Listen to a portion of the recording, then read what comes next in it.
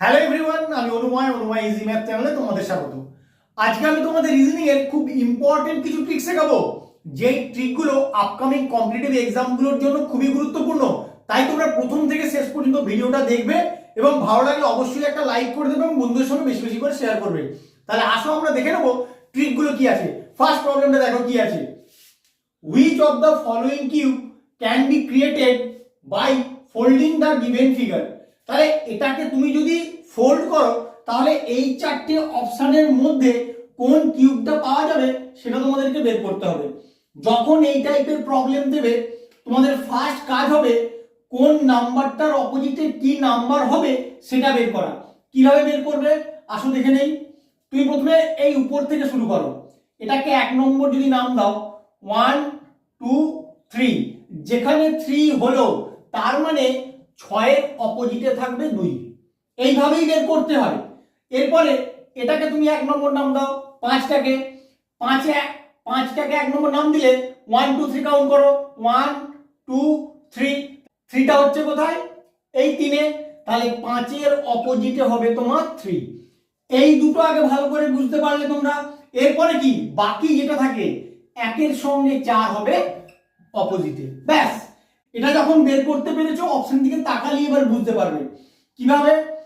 6 এর যেহেতু অপোজিটে 2, তার মানে 6 এর সঙ্গে 2 কখনোই থাকতে পারে না। যে অপশনটা দেখবো 6 এর সঙ্গে 2 একসঙ্গে দেখা যাচ্ছে তাহলে সেই অপশনটা তোমার হবে না। একই রকম ভাবে 5 এর অপোজিটে যেহেতু 3, 5 এর সঙ্গে 3 যদি কোথাও দেখা যায় তাহলে ওই ডাইসের পিকচারটাও তোমার হবে না। একই রকম ভাবে 1 এর সঙ্গে 4 যদি কোথাও দেখা যায় তাহলে ওই পিকচারটাও হবে না। বাকি যেটা থাকবে সেটাই তোমার অ্যান্সার হবে।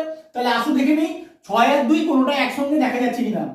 দেখো অপশন এতেই কিন্তু 6 আর 2 একসঙ্গে দেখা যাচ্ছে, তাহলে এটা তোমার হবে না। আর কোথাও 6 আর 2 আছে? এখানে নেই, এখানে নেই, এখানেও নেই।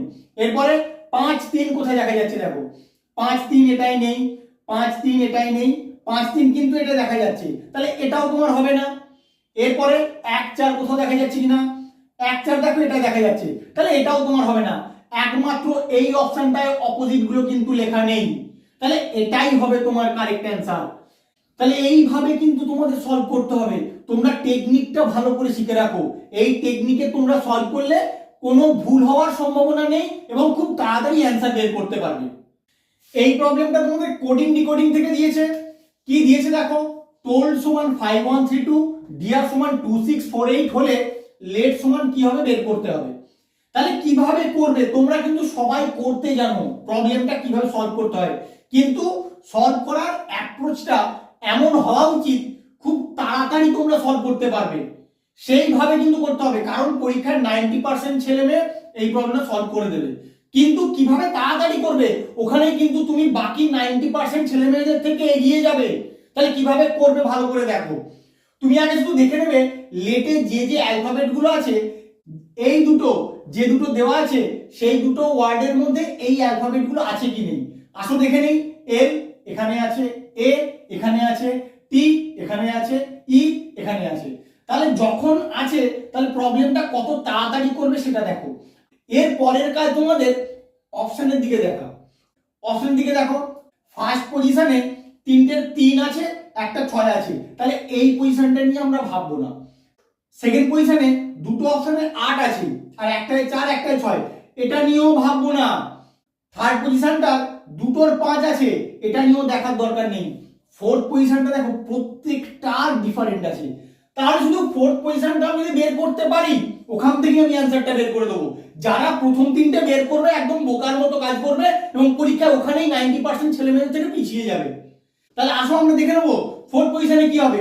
ই ই কোথায় আছে? এখানে আছে, তাহলে এর সেকেন্ড পজিশনে কি আছে? 6, তাহলে ই এর ভ্যালু হবে তোমার 6। এবার দেখো লাস্টে 6 কার আছে? এটার লাস্টে 6 আছে, এটাই হবে তোমার অ্যান্সার। আর কোনো দিকে দেখারই দরকার নেই, দেখা মাত্রই তোমরা সলভ করবে এবং খুব তাড়াতাড়ি করবে। এই রকম যখন প্রবলেম দেখতে পাবে অ্যালফাবেটের সঙ্গে নাম্বার রিলেশন, তোমাদের প্রথম কাজ হবে অ্যালফাবেট গুলোর প্লেস ভ্যালু লিখে নেওয়া। তাহলে আসলে লিখে নেই ডি এর প্লেস ভ্যালু কত? 4, জে এর প্লেস ভ্যালু 10। এবার বলো এখান থেকে তুমি কিভাবে 35 আনতে পারো। এই দুটো সংখ্যাকে তুমি যোগ করে দাও, 4 আর 10 যোগ করলে হয়ে যায় 14। তোমার এখানে কত আনতে হবে? 35 আনতে হবে। 14কে যদি 2 দিয়ে গুণ করে দাও তাহলে তোমার 28 চলে আসে। আবার 14কে 2 দিয়ে ভাগ করলে তোমার চলে আসে 7। এবার এই 28 আর 7 যোগ করে দিলে কিন্তু 35 চলে আসে। তাহলে একই রকম লজিকে কোশ্চেন মার্কের অ্যান্সারটা বের করে দেখবো, ওই অ্যান্সারটা যদি অপশনের মধ্যে থাকে ওটাই কারেক্ট অ্যান্সার হবে। তাহলে আসো দেখে নেই। জি এর প্লেস ভ্যালু 7, এম এর প্লেস ভ্যালু 13। এবার 7 আর 13 যোগ করে দাও, 7 আর 13 যোগ করলে হয়ে যায় 20।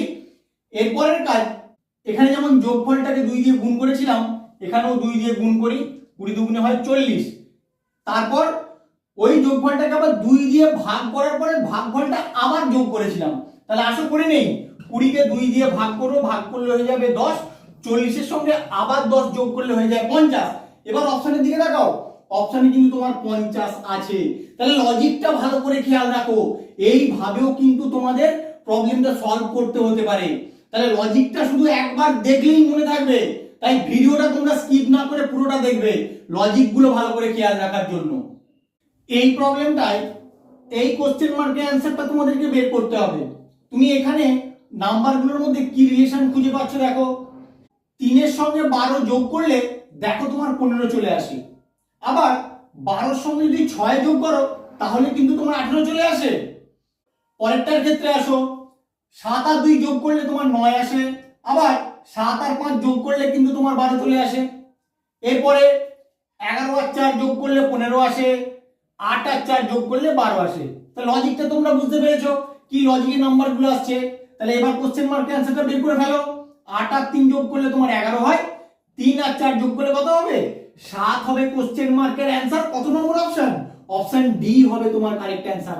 তোমরা ভালো করে খেয়াল রাখো কি লজিকে আমি প্রবলেমটা সলভ করলাম। কি দিয়েছে দেখো প্রবলেমটা, how many triangles are there in the given figure.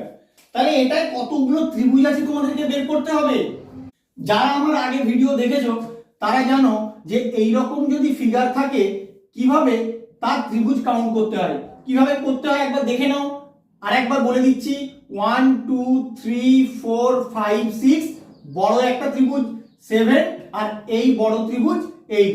তাহলে এই যে ভিতরের ফিগারটা, এই যে এইটা আর এইটা, এই দুটো মিলে মোট কতগুলো ত্রিভুজ তৈরি হয়েছে? 8টা ত্রিভুজ তৈরি হয়েছে। একই রকম ছবি দেখো বাইরেও দেওয়া আছে, একই রকম ছবি। এইটা আবার এইটা, মানে ভিতরে দুটো ত্রিভুজ আর বাইরে দুটো ত্রিভুজ। তাহলে ওখানেও আমার 8টা ত্রিভুজ তৈরি হবে। আমি কিভাবে তৈরি হচ্ছে দেখিয়েছি, তোমরা খেয়াল রাখো। তাহলে মোট কতগুলো ত্রিভুজ হলো? 16টা। এখানেই কিন্তু তোমার শেষ নয়, আরো ত্রিভুজ আছে। কোথায় আছে ভালো করে লক্ষ্য করো। এই একটা, এটা হচ্ছে 17, এই একটা, এটা 18, এই একটা 19, এই একটা 20, এখানে একটা আছে 21 আর এখানে হচ্ছে একটা 22। মোট 22টা ত্রিভুজ আছে এখানে। শুধু কিভাবে করলাম সেটা তোমরা ভালো করে খেয়াল রাখো। এরকম প্রবলেম কিন্তু তোমাদের পরীক্ষায় প্রায়ই আসে, তাই খেয়াল রাখো আমার লজিকগুলো। কত নম্বর অপশন? অপশন সি হবে তোমাদের এখানে কারেক্ট অ্যান্সার। আমার ভিডিওটা কেমন লাগলো তোমরা অবশ্যই কমেন্ট করে জানিও। বন্ধুদের সঙ্গে খুব বেশি বেশি করে শেয়ার করো এবং এরকম নতুন নতুন লজিক শেখার জন্য প্লিজ চ্যানেলটাকে সাবস্ক্রাইব করো। Thank you.